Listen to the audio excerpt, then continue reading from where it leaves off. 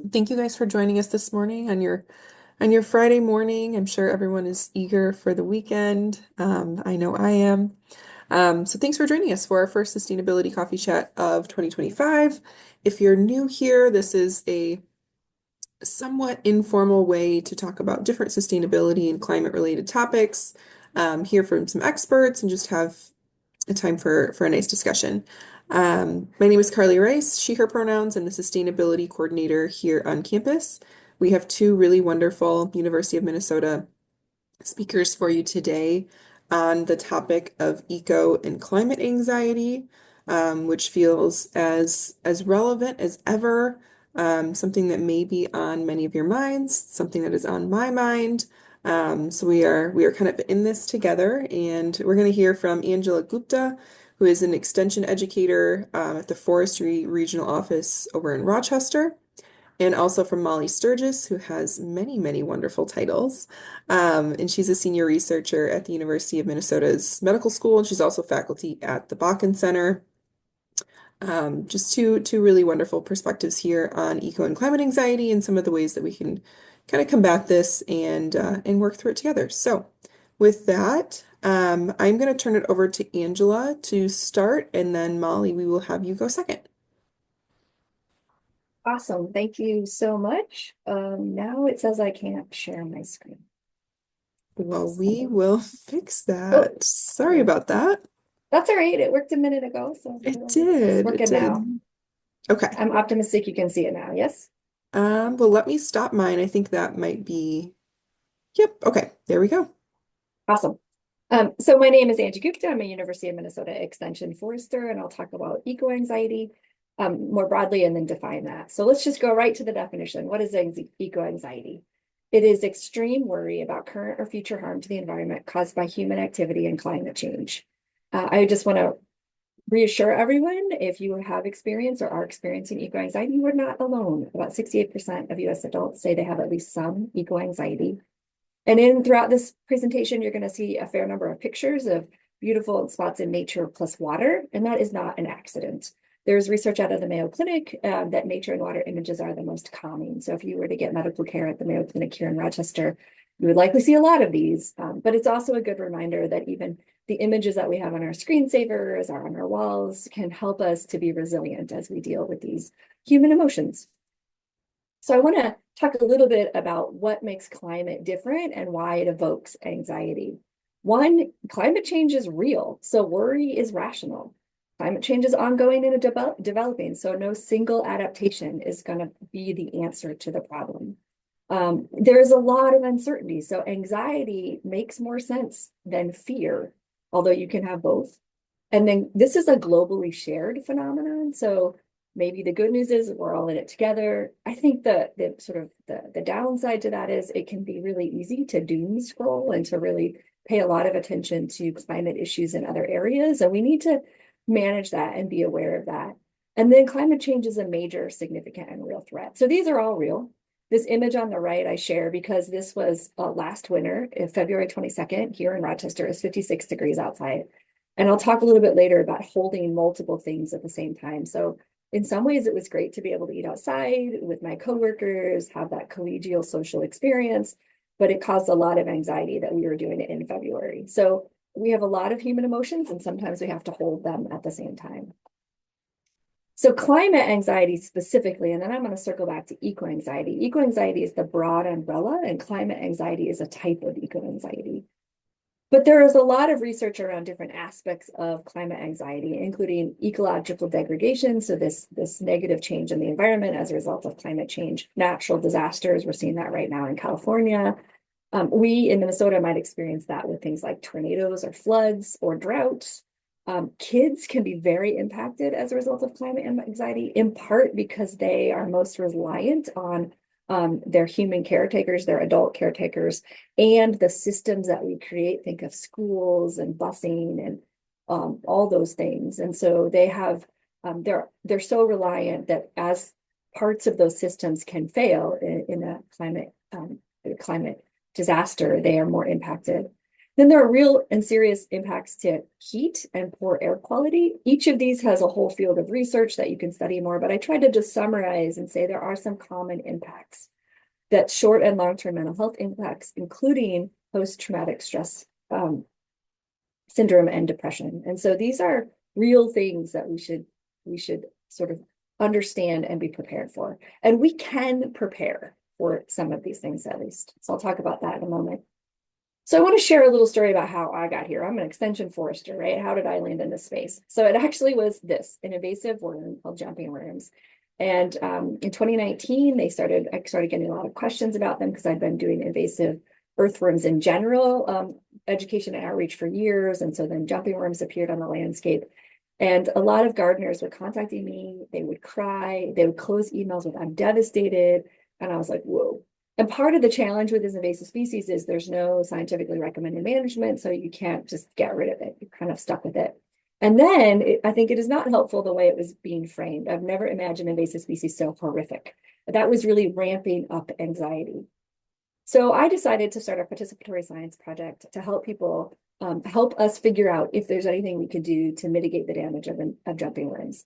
So we launched that participatory science project in 2020, and it essentially said, if you're a gardener with jumping worms and you're going to manage them, and please don't break any laws and tell me about it, and you're willing to write down and tell me what you did, and what the impacts were, did it reduce jumping worms? Was there no change? Kind of notice the things. Then I will combine all that information, share it amongst the group, and then we'll see where we are. And in that process, it became very clear that my volunteers were experiencing extreme eco-anxiety. Again, I already referenced tears, a lot of devastation in emails. And so that caused me to reach out to our Minnesota Master Naturalist trainees and pitch an idea for a capstone project to do a lit review about the emotional impacts of jumping worms.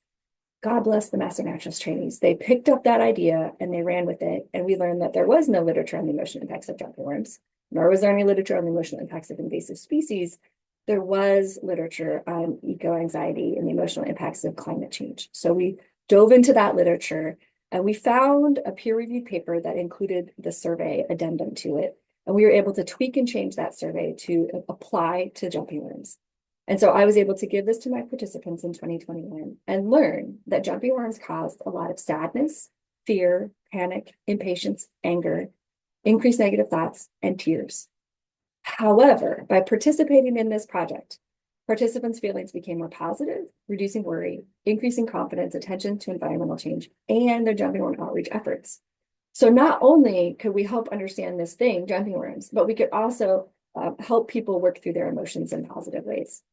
We also learned in that survey that as communicators, so me and maybe you, we must manage the stories and actions we express because those can cause anxiety, mourning, anger, hopelessness, and motivation. So we really need to think about what we're saying and how we're expressing ideas to others. So now I want to pause before I move on, and I want to actually do what I call a resiliency practice.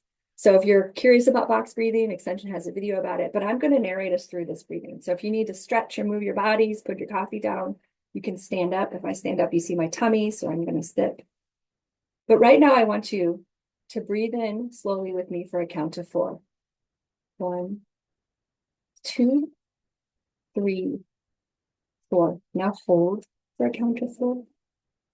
1, 2, 3, 4. Now exhale for a count of 4. 1, 2, 3, 4. Now hold for a count of 4. 1, 2, 3, 4. Now I want you to do that yourselves right now.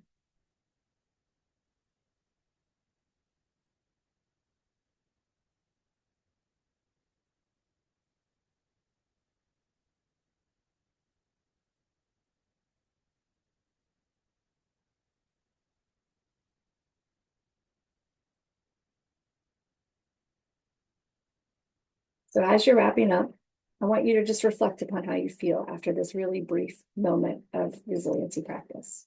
This is something you can easily do almost anywhere, almost anytime with minimal effort.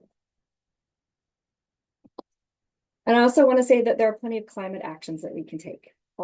Every time we get into a car and drive, which is a choice all by itself, we can choose to drive the speed limit. It turns out that fuel efficiency is best at lower speeds. So if we drive the speed limit, which is state law, it's also the safest, it is the best for the environment. So just remember that. Another important thing is when you do make that decision, share it with the people that are in the car with you or with whom you're talking about, and tell them it's for, ecological reasons and not just state statute. That can normalize a behavior and create cultural change. So now I want to spend a moment and say, what is anxiety anyway? So anxiety is an automatic or controlled reaction. It is not a problem in moderation. I'll talk about that in a moment. But it can be maladaptive when the difference between what is expected is greater than what is encountered. That's when it triggers rumination. And I want to remind you, I'm a forester, so seek professional help when anxiety interferes with sleeping, working, or socializing.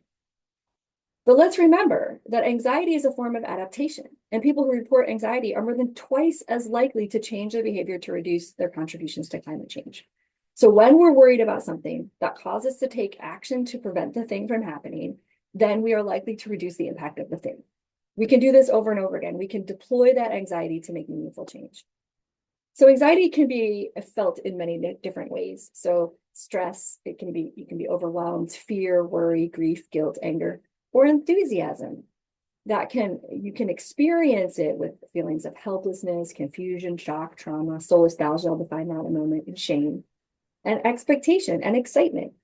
So we need to be able to hold all of these things at the same time, recognize and name these feelings, and then try to figure out how we can work towards the ones that are more positive and work through the ones that are less so.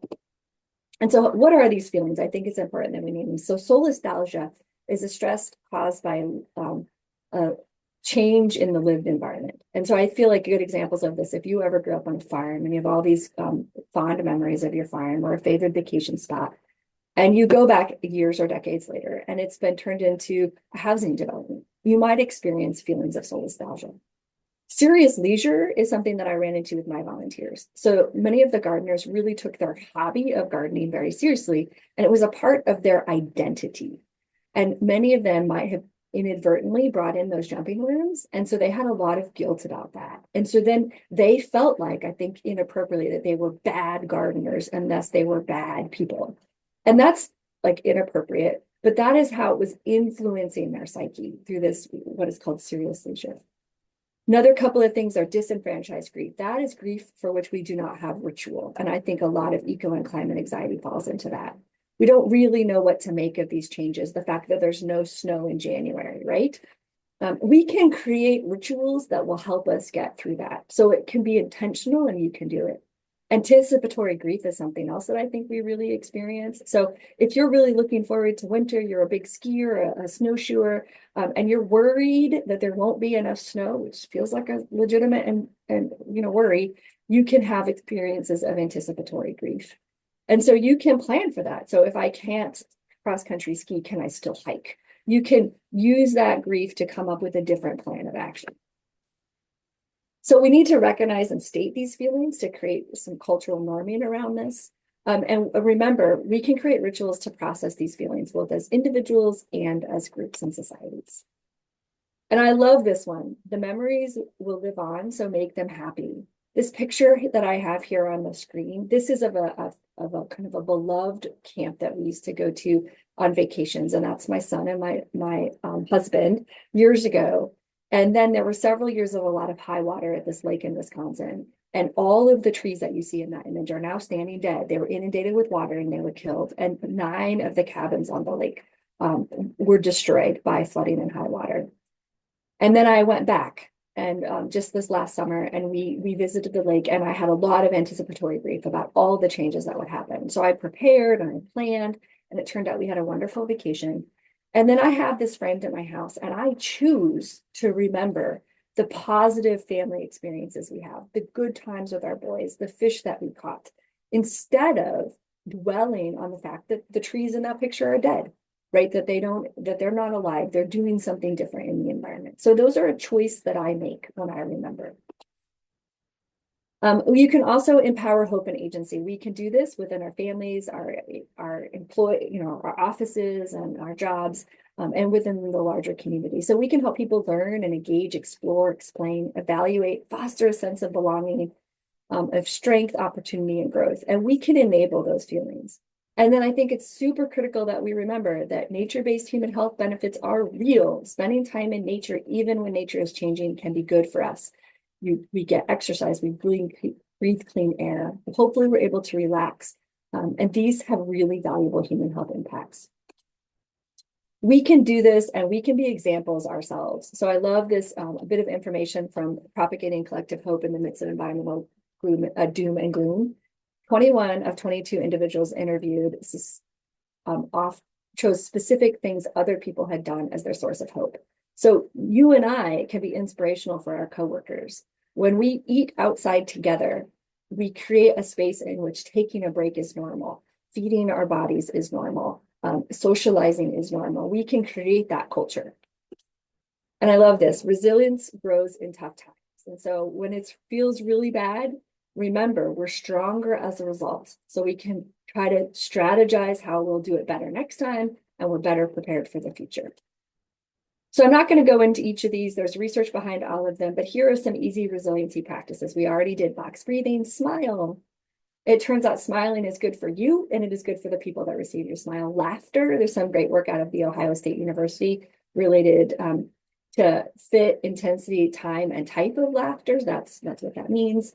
But laughter is contagious. It's a human emotion that develops before a sense of humor. It can be really good for your body and your mind.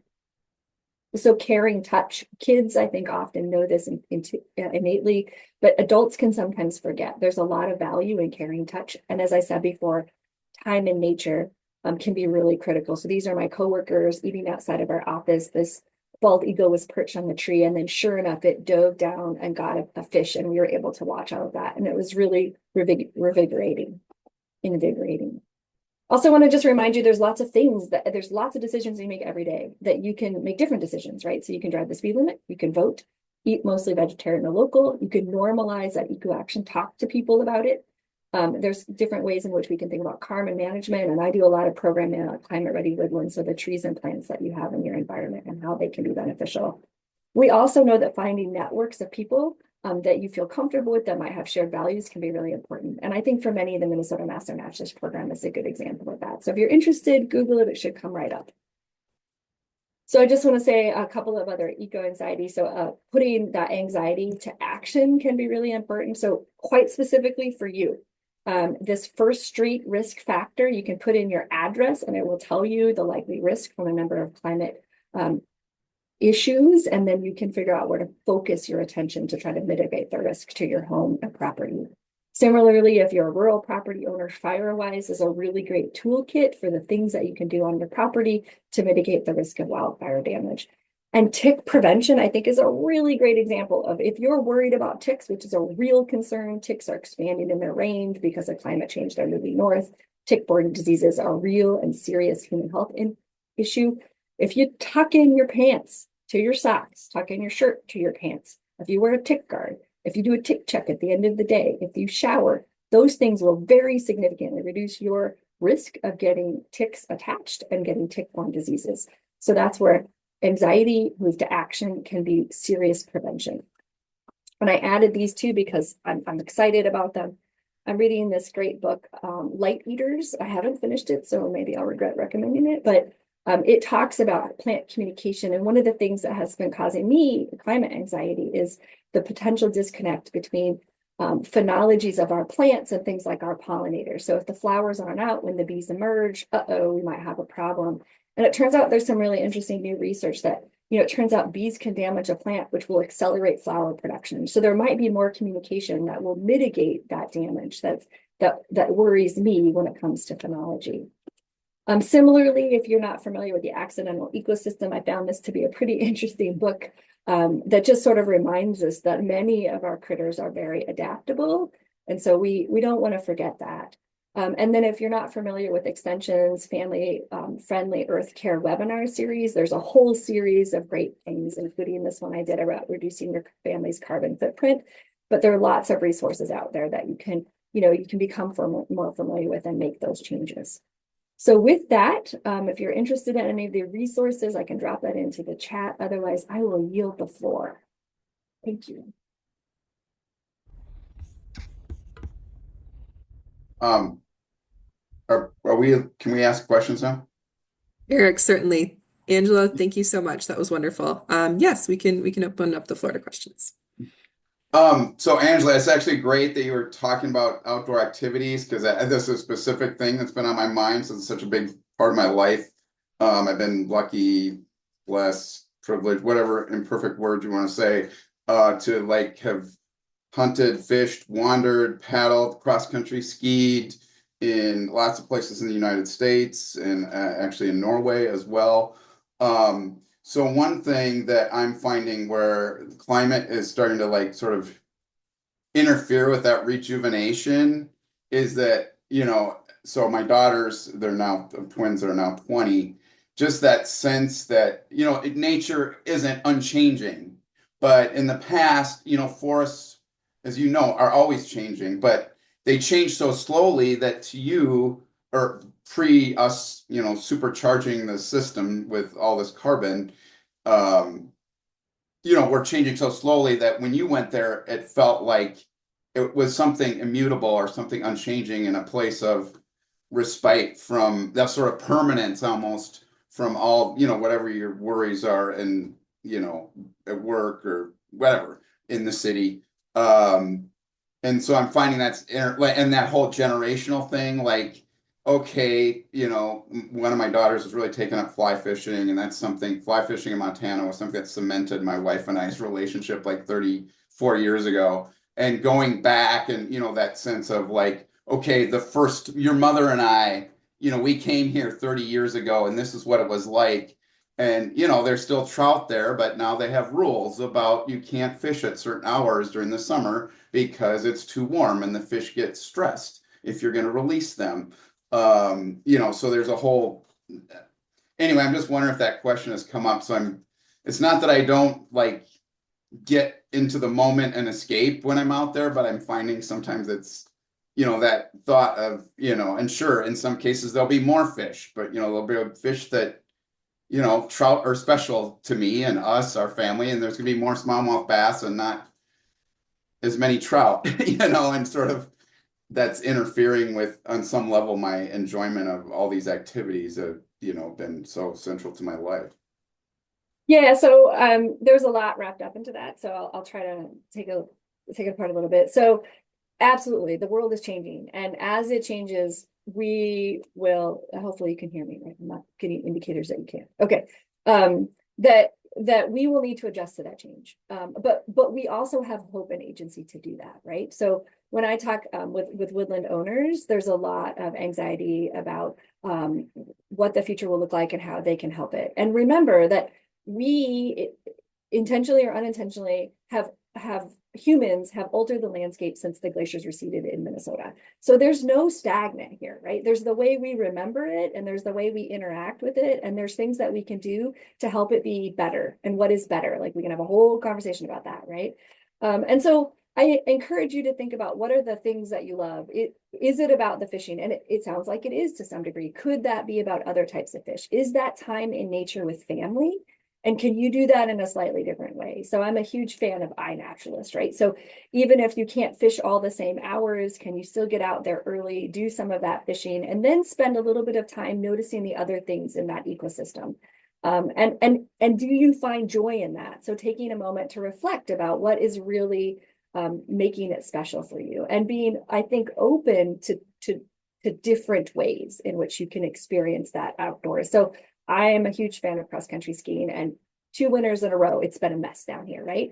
And so I remind myself that I love to hike. So my hiking season just got a lot longer, right? It's not the same, it's not equivalent, but it's what I can do and still have that time in nature. And it turns out I can still do it with my friends and I can still see the outside.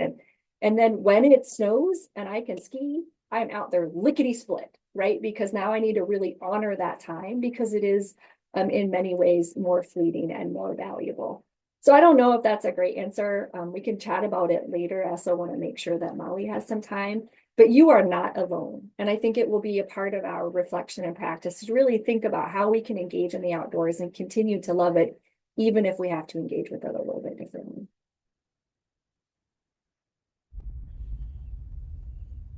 Eric, you always ask such wonderful questions. I really appreciate that. I do want to give Molly time to share her presentation, so we're going to switch over to that now, and we will have some time at the end to open it up for additional questions and discussion. So, Molly, take it away.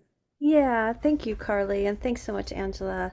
Hello, everyone. It's really good to be here. I'm going to go ahead and share a screen too, and I'm going to probably scroll through this a little bit um, as we go. So let's see if we can get this up here. Can you see that okay? Does that look okay? Great. So, yeah, I guess, let's see here. Just let me see if I can. It's not letting me. Let's see here. Okay, yeah. So, yeah, I just want to, I think you all probably are pretty familiar with the Center for Spirituality and Healing, but I do want to just make a note before I dive in that it is a place where, we work with a lot of different individuals and organizations, but for the campus community in particular, so many of the resilience practices, Angela, that you mentioned, that are so great. There's a lot of support at the center. So please check out, the website and the offerings if you want. And I think as I dive into this topic today, one of the things I do have quite on my mind and heart is how we balance, how we walk in balance. Not that it's a state, but it's a process, it's a practice. And as Angela mentioned, many different ways of working with climate anxiety. And one of the things that helps me a lot is this sort of holistic approach to well-being and thinking about how we as individuals and as communities water that garden of well-being as we navigate these incredibly challenging times. So this is just a picture of, I'll give you a little bit of my background of how I really ended up in this space. But I do want to say that there's been about 25, I don't know, almost 30 years now of working in circles like this. Many, many, many different communities, intergenerational, detention centers, hospices, nursing homes. And I bring this up because I think one of the most important things that I'm going to talk about today is the relationship between the inner practices to build our inner foundation and resilience and ways of working with climate anxiety, climate grief, and then also the relational. How do we build? And Angela talked about rituals that help us, work with these experiences we're having, and I think really transform some of the pain and the grief into ways of being that are nurturing and sustaining and in fact empowering. And I've seen it for years that it happens. And one of the projects that I'll be talking about is a project called Fire Rock, and now we're doing Waking the Oracle. But this is truly where we are co-creating spaces where we are diving into the feelings. We are able to come together to feel and to co-create new stories and narratives. And I think Angela also talked about the importance of how are we messaging things? How are we telling our stories? What beliefs are revealed in that? What values are revealed in that? And being really, really intentional about that, because it matters. It matters so much, the stories that we're living by and that we're conscious of them.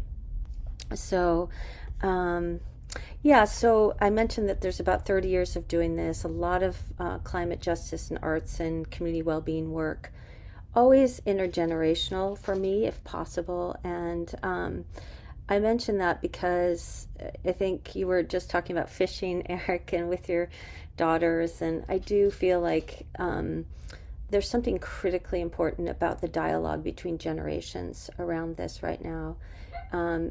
there's a lot of spaces, of course, that are very important that are youth led and have to be in, affinity groups. But I will say that I just have found over and over again that when we can come into spaces where we can speak between generations, we become much stronger, and are able to share wisdoms and create what I think of as healing past, the presents, and futures. But that's probably a time for another talk. But all of this has been towards creating communities of care. I also want to mention that a lot of the work that brought me to this was doing a project working with people at the end of life. And I bring up hospice because some of us who are involved in climate work do sometimes talk about hospice. Why?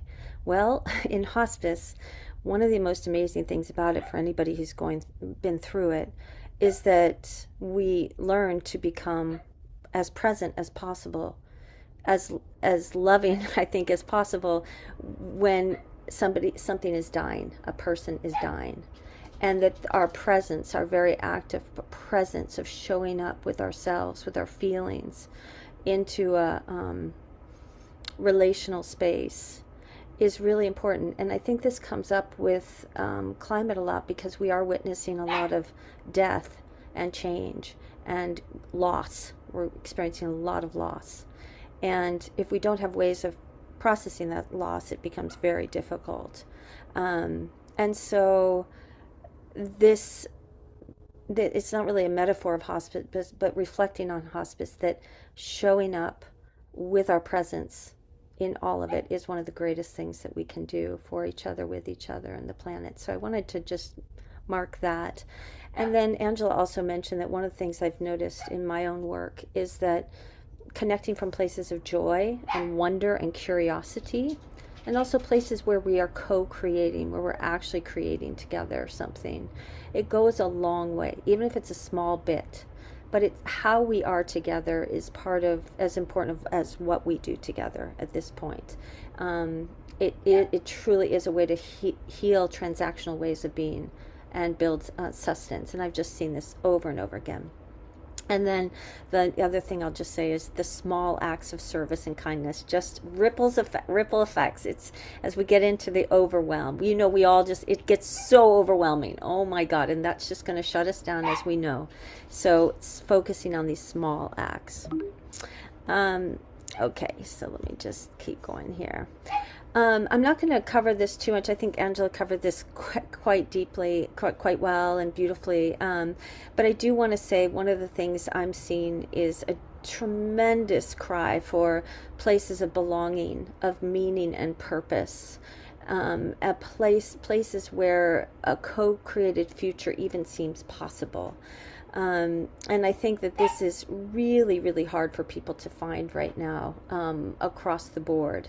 And I do feel like one of the things that really helps us is simply just having, knowing that we're involved in helping to create those spaces or nurture those spaces in some way. So as we get to my thoughts about sort of small inspired actions that we take, I do want to really give a shout out for how we are all taking responsibility and committing to how we create circles of care and spaces of connection.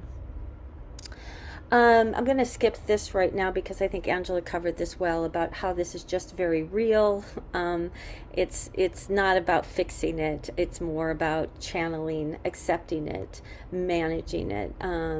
And that we're building emotional resilience and intelligence. And I think that was pretty well covered.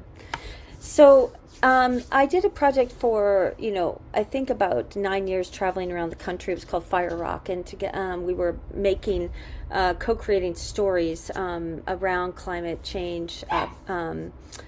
I'm sorry about I don't know if you can hear the little puppy in the background. I'm really sorry. That's my mom's dog, and she's downstairs, and I'm not going to run go get her. So her name's Luna, and you may hear her barking a little bit in the background. So I think what I really want to say about this, about doing 9 years of traveling around, is I really do believe the greatest threat is the powerlessness we can feel and the disconnection. I truly believe that this is the thing we have to really, really, really commit to addressing, both in ourselves and together. Climate crisis is so broad, as we know. It's so many interconnected problems. And I think that in working on this for so long, one thing I saw is that even if we can connect to small solutions and commit with, and particularly if we have connection with other people, we tend to feel more resourced. It really, really has shown, and there's lots of science to support that. So I think I will say that whatever we can do to stay connected to something that helps our hearts stay warm and connected is critically important at this time. So I just came back from India to a gathering of activists and sort of social change people in India at the Bakken Center. And one of the things I had the opportunity to do was to spend about a week with people from all over the world, about 50 people. And some were working on climate, some other things. But one of the things that we spoke quite a bit about was that in the United States, one of the things that was sort of remarkable to many people was that there was a real breakdown of social trust. Very, very difficult. And I noticed this working with in a lot of situations where there is a lot of trauma, which is pretty much everywhere at this point. It's really critically important that we are co-designing spaces together. We basically are in a kind of, the way I see it, is a rupturing, and we're having such massive systems collapse, but we need to be developing these capacities to do this individually and together. And one of the frames that I use is the I and the we and the us, and I've already mentioned that, but it's a kind of a simple framework to build the inner foundation, the I, and I'll come back to this in a second, the we, the relational, how we do things together, how we gather, not just sweeping it under the rug, like truly, how can we heal transactional ways of being with each other and with ourselves. And the us is really what is more than us, that we don't know what's happening. There's so much change. I was with some AI people there in India, and they were like, Molly, this is changing very fast, and I think we know this, but I think there's a greater mystery that we're involved in, and a bigger mystery, and I think many of us talk about it in different ways and have unique experiences of it. So these are, I think some of the takeaways. I'm not going to cover all of them, but the other thing I want to say that I've really seen recently help with climate anxiety is really knowing our own values individually and together, to be very, very clear about what matters to us. And I think, again, as we reach towards action, and I really love, Angela, your list of actions, what I find working with people is that people who have sort of a sense of being part of a solution, as I mentioned, but at the right scale, and again with other people, like what matters to you. We can't all tackle everything, so what's the one thing that really speaks to your heart? Not that it's always that simple, but you know what I'm saying. Is there something that you can commit to over the long haul? So here's a picture of Waking the Oracle. This is a project at the University of Minnesota where we are doing gathering in circles, and we are working with different stories and songs in participatory ways. So here's an example of co-creating together, coming into spaces of reflection and coming into spaces of rest. I more and more feel that we're asking ourselves to be, that's a form of transaction that I don't feel supportive of right now. I'm supportive of experiences of rest and reflection, because I do feel if we can do that and connect together, we resource ourselves, and we need that resource right now to let what is emerging come forward, because we do have tremendous resource. I think the thing I wanted to just mention, just want to check the time real quick here. Okay, yeah. Sorry. The thing I want to mention to everybody out of this list, and this is just too many words, but I do want to say that this issue, I don't really like the term mastering our thoughts, but I want to talk about it for a moment because I think many of us know the power of, some of the breathing practices, for example, the box breath will help us come into regulation. When we commit ourselves to um, taking responsibility for our own inner, our what you might call regulation of your nervous system. So you recognize that you are overwhelmed, you recognize you're having an response. It's totally normal. Of course, it is to have these responses of anxiety or fear or whatever you want to call it, depressive feelings. Um, but as much as possible, taking the responsibility to cultivate the capacities within, but not in a punitive way, but to also see what it might be like to make those commitments together as communities, as departments, as that we somehow figure out how to co-regulate together. And this is, I think, is going to become incredibly important as we go because we are the earth. We are going to be feeling all of this stuff. So we are being asked to be much more than we were. We are being asked to deepen into ourselves. We are being asked to grow. And we are innovating new ways of doing it, like this, like joining together in a talk. It's a great thing to have. So I think there's things, I'm happy to send this out to you. There's a lot of questions in here.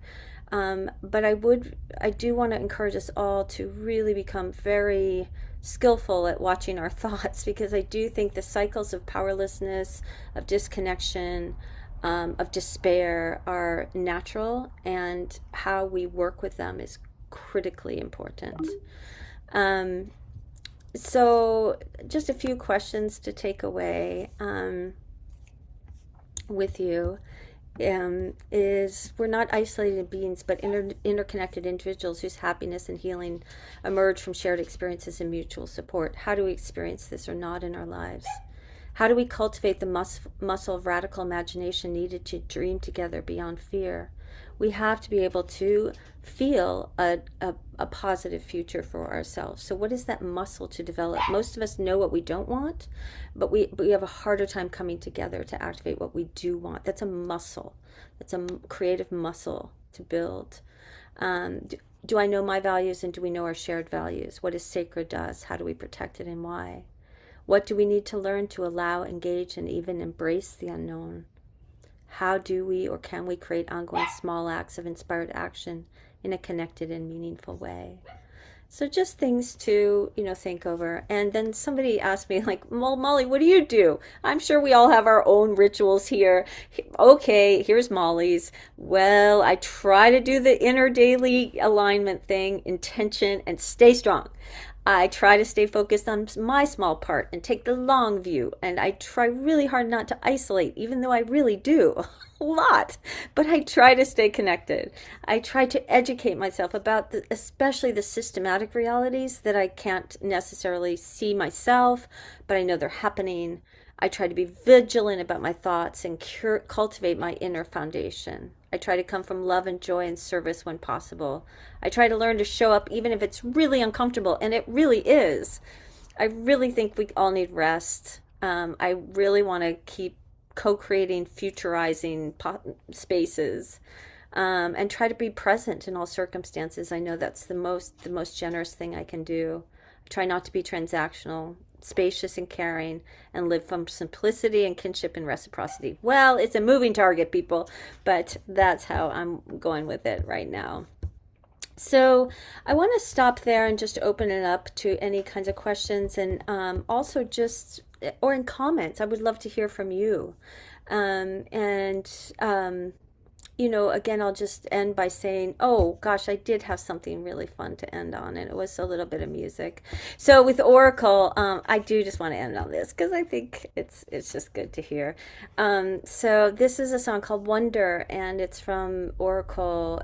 This year's Waking the Oracle. There's always changing songs, but and we're just getting this project started at the university, but I think the important thing on this is just to let yourself feel a little a little wonder. Let's see if this works. Let's see. Can you hear this okay? Carly, can you hear it okay? Just a little music. Come on, and just like, I'll ask you, what do you wonder about? And how do we like let that live and breathe? Because that is one of the great antidotes, I think, to the climate. Wonder what you wonder. When the lights go out, where do they wander? Tell me, what do you ponder? What's the taste of thunder? Why does time move faster in the summer? What's your lucky number? When I hear the answers, I hear guessing and suggestions, so I forget them, 'cause I'm living in the question. Caterpillars change, the moon is phasing, the clouds are rearranging. So if you like us, you got to wonder. We are living in the wonder. When, where, why? I wonder what you wonder. Tell me, what do you wonder? When, where, why? I wonder what you wonder. Tell me, what do you wonder? How many moments in a minute? All right, my friends. Oh, and I could keep going, of course. I believe in the music. I believe in the music. All right. So yeah, let's hear from other people. Does anybody have anything? Conversation, discussion for either of our speakers, for each other. So no need to raise your hands, just please unmute and share.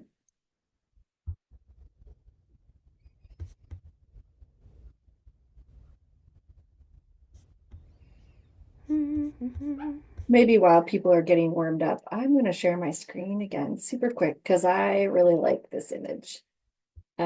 Hopefully you can see it. This was when the pandemic closed all the things. I had two tween boys at home at the time, and we ended up adopting a local woodlot lot. I don't know if you can see that in the corner, hopefully now. And we just removed a ton of invasive plants, and then it was beautiful to see the natives come back. We didn't seed them, we didn't plant them, but sometimes I worry that we frame our native ecosystems as weak or somehow not strong. And I think it's not true. They might need stewardship, but they might need our help. There's a place for us in this ecosystem, but we can make real and meaningful change and just enable these places that we love. And I love working in the woods. I love physically getting dirty and enjoying that time. My kids thought I was a forced march to some sort of penitentiary, but whatever. We did it, and we did it for over a year. And I'm so delighted with the results. So hopefully I bought you all time to think of great questions.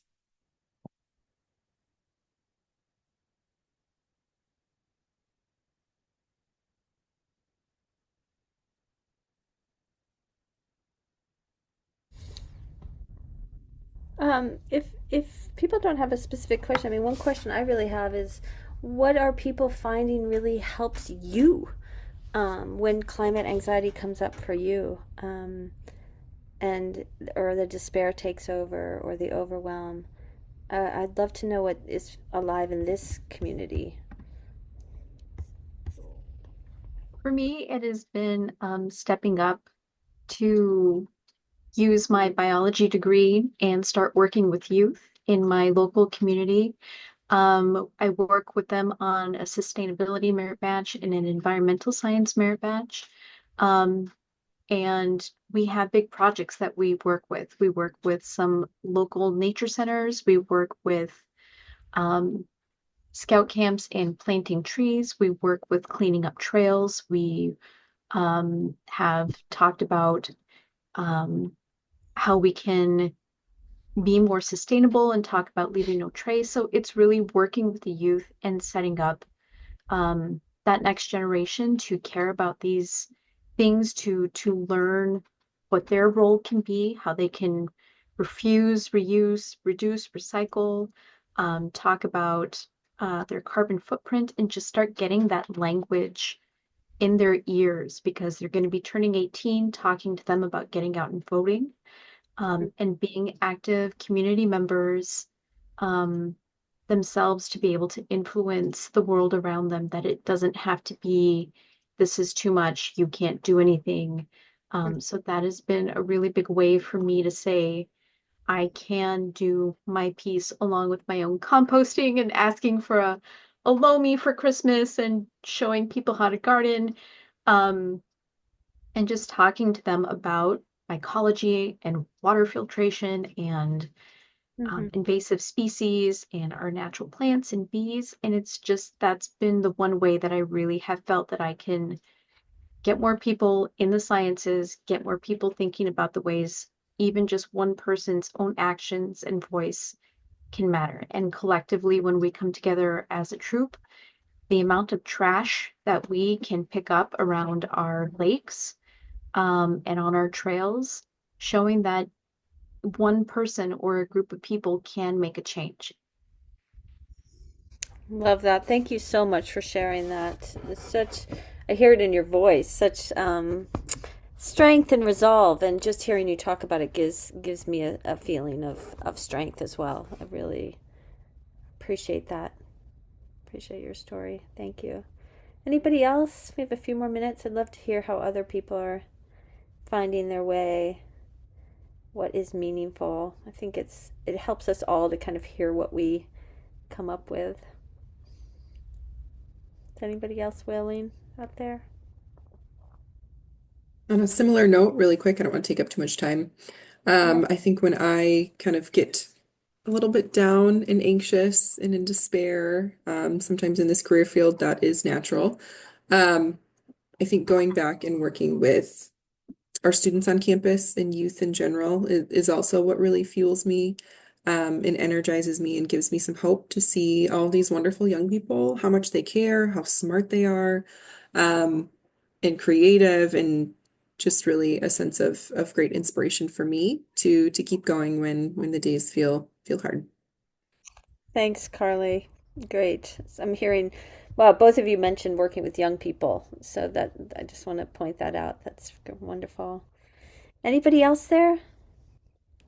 Bonnie? I have to say I work here at the university, and because I do, I was able to go back to school as an older student and get a degree in ecology, and that has just the education and the knowledge and like you say, being around the younger generation was really empowering, and so now when I talk to people who aren't maybe on the same page as myself, I have good information that I feel confident in explaining and to help them maybe enlighten them, I should say, about stuff that they should possibly care about and why they should care about it.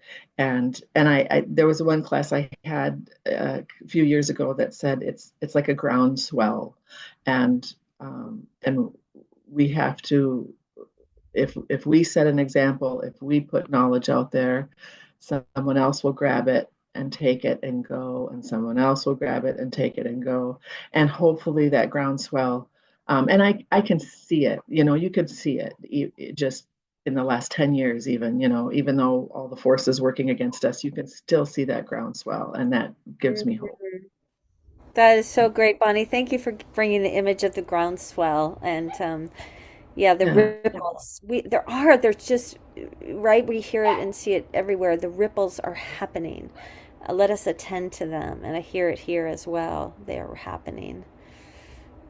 Thank you for that. Oh, and I just wanted to also note that, like, having the language to be able to share what we're passionate about and like actually having something instead of just being like, ah, I care, but like, yeah, that really can be such a relief, I think, for all of us who have the opportunity to or take it to get clear, to have some clarity. Yes, Camila.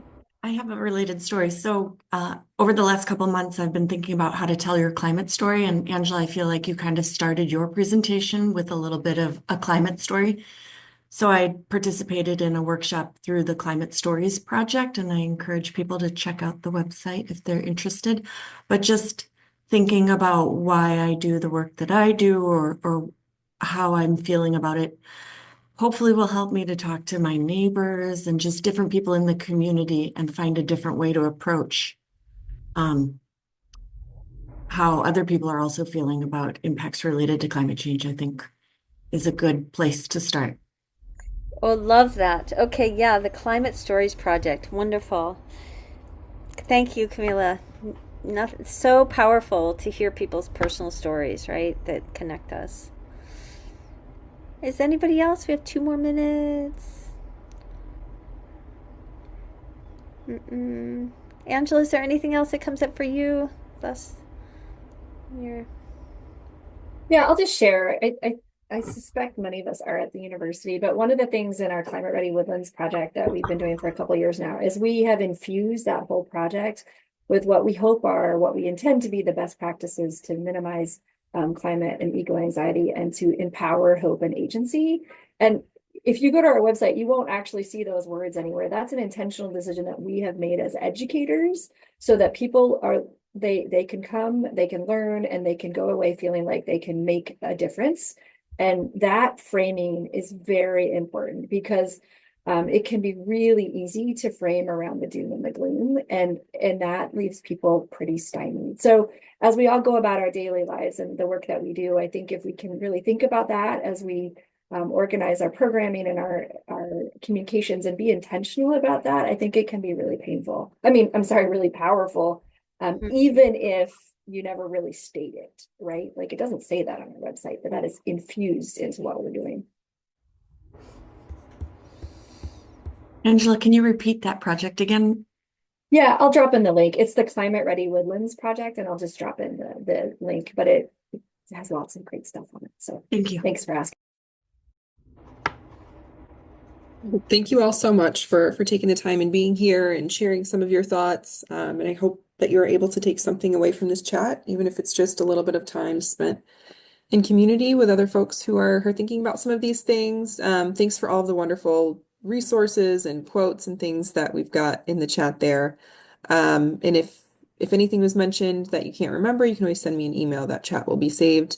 And this recording will also be on our website.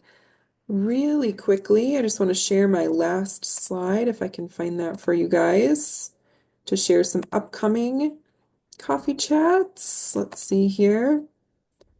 We do have these monthly during the normal fall and spring semesters. Okay.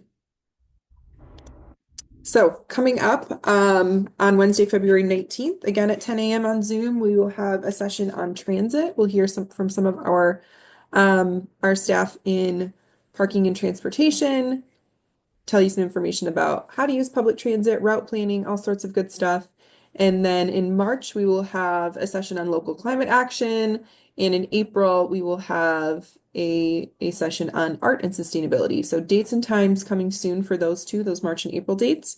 But I hope to see you guys at a future chat. Oh, thanks, Hannah. Hannah put the Transit 101 link in the chat there. If anyone would like to register for that, that is in the chat. With that, I will say thank you so much to Angela and Molly for speaking and sharing your wisdom with us today. It was wonderful to hear from you both. So I hope this is a good start to everyone's Friday, and I hope that we will see you again soon. Thanks, everyone. Thank you. Thank you.